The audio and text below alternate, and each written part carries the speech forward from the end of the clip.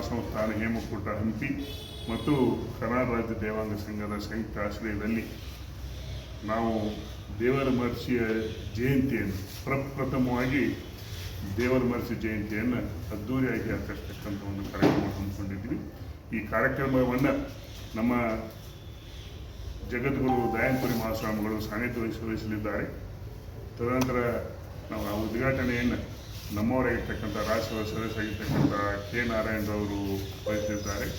ಈ ಸಂದರ್ಭದಲ್ಲಿ ನಾವು 25 ರಾಜ್ಯದ ವಿವಿಧ ಮೂಲೆಯಲ್ಲಿ ಸಾಧನೆಯನ್ನು ವಿವಿಧ ಕ್ಷೇತ್ರಗಳಲ್ಲಿ ಸಾಧನೆ ಮಾಡ್ತಕ್ಕಂಥ ಸಾಮಾಜಿಕವಾಗಿರ್ಬೋದು, ರಾಜಕೀಯವಾಗಿರ್ಬೋದು, ಶೈಕ್ಷಣಿಕವಾಗಿ ಮತ್ತು ವೈದ್ಯಕೀಯವಾಗಿ ಸೇವೆ ಮಾಡ್ತಕ್ಕಂಥ ಗುರುತಿಸಿ ಅವರಿಗೆ ದೇವಾಂಗ ರತ್ನ ಪ್ರಶಸ್ತಿಯನ್ನು ಕೊಡ್ತಕ್ಕಂಥ ಒಂದು ವ್ಯವಸ್ಥೆಯನ್ನು ಪ್ರಥಮ ಬಾರಿಗೆ ನಾವು ಒಂದು ಕಾರ್ಯಕ್ರಮ ಹಮ್ಮಿಕೊಂಡಿವಿ.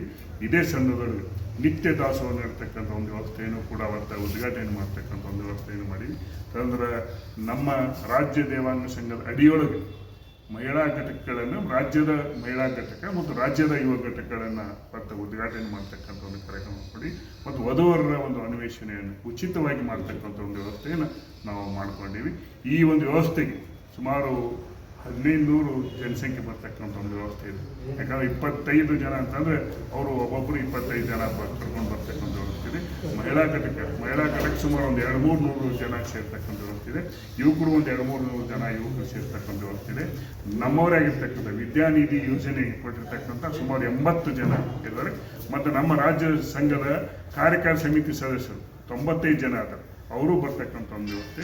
ಎಲ್ಲರೂ ಕೂಡ ಈ ಒಂದು ವ್ಯವಸ್ಥೆಯನ್ನು ಸುಮಾರು 1500ಕ್ಕೂ ಹೆಚ್ಚು ಜನಸಂಖ್ಯೆಯನ್ನು ಕ್ರೋಢೀಕರಣ ಮಾಡಿಕೊಂಡು ಒಂದು ಸಮಾವೇಶವನ್ನು ಅದ್ದೂರಿಯಾಗಿ ಮಾಡ್ತಕ್ಕಂಥ ಒಂದು ವ್ಯವಸ್ಥೆ ಇದೆ.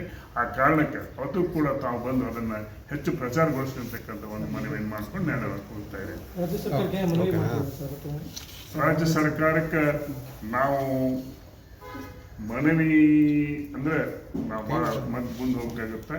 ಇವತ್ತು ದೊಡ್ಡ ಸಮುದಾಯಗಳು 2 ಎದಲ್ಲಿ ಬರ್ತಕ್ಕಂಥ ಒಂದು ವ್ಯವಸ್ಥೆಯನ್ನು ಮಾಡೋಕ್ಕೆ ಇದು ನಮಗೆ ನೋವಾಗ್ತಾ ಇದೆ. ಯಾಕಂದ್ರೆ ಎಲ್ಲೋ ಬಿದ್ದಿರ್ತಕ್ಕಂಥ ಸಮಾಜಗಳು ನಾವಿವತ್ತು ನೇಕಾರ ಸಮಾಜದೊಳಗೆ ನಾವು 29 ಒಳಪಂಗಗಳಿವೆ. 29 ಒಳಪಂಗಲಿರ್ಬೋದು. ಇನ್ನಿತರ 2 ಎದ 108 ಜಾತಿಗಳು 2 ಎದಾಗ ಬರ್ತಾವೆ. ದೊಡ್ಡ ಸಮುದಾಯಗಳು ಬಂದ್ರೆ ಭಾಳ ಕಷ್ಟ ಆಗುತ್ತೆ ಅಂತಕ್ಕಂಥ ಒಂದೇ ಒಂದು ಕೋರಿಕೆ. ಅವ್ರಿಗೆ ಏನಾದರೂ ಸರ್ಕಾರ ಅವ್ರು ಬೇರೆ ಒಂದು ವ್ಯವಸ್ಥೆಯನ್ನು ಕಲ್ಪಿಸಿಕೊಟ್ಟು ನಮಗೆ 2 ಎ ನಮಗಾಗಿ ಮೀಸಲಿರಿಸಬೇಕು ಅಂತಕ್ಕಂಥ ಒಂದು ಕೋರಿಕೆ ಐತಿ. ಅವತ್ತು ಆ ವೇದಿಕೆ ಮೇಲೆ ಒಂದು ಮನವಿಯನ್ನು ಸಲ್ಲಿಸ್ತಕ್ಕಂಥ ವ್ಯವಸ್ಥೆಯನ್ನು ಮಾಡ್ತೀವಿ. ಒಂದೇ ದಿವಸ 15 ತಾರೀಕು ಬಂದು.